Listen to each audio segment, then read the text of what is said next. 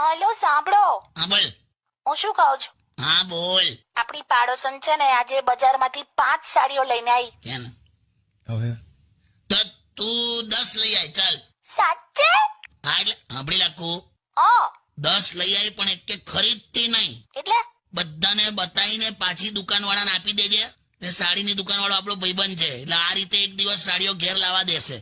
વાહ કાકા, એટલે બહુ કઈ વાંધો નહીં આવે. એટલે તારું કામ થઈ જાય ને મારું કામ થઈ જાય. સારું એવું કરીશ. સાંભળો પણ હું શું કહું છું, હા એક સાડી તો લેવા દો. મને વાંધો નહીં, પણ પછી તું 10 કલાકે ઘેર આવીશ. શું 10 કલાકે? તારી ટેવ છે. તું શું કરે, 25 સાડીઓ જુએ પછી સાઈડ પર કઢાવે, હા તો એમાંથી 10 અલગ કરે, પાછી હા એમાંથી પછી 5 અને છેલ્લે 1 પસંદ કરે. તો તો તારી પાછળ પેલા દુકાન વાળાનો આખો દિવસ જતો રહે ને યાર. તો શું પણ લે તો આ શું, તો પછી હું જવાબ આલું? બધાનું આવું જ હોય. ના હવે આદિ માનવોનું બધું સારું હતું. હા કોણ આદિમાનવ? પેલા જૂના લોકો એમ, શું હતું એ લોકોનું? એની પત્ની ઝાડના પાંદડા જ પહેરતી હતી એમ. પણ તમને ક્યાં ખબર છે કે એક પાંદડું પસંદ કરવા પેલાને કેટલા ઝાડ પર ચડાયો હશે? હે? વાત તો સાચી છે. હા ખબર પડી? અને હું ગુચવાયો આ વખતે. મને ખબર.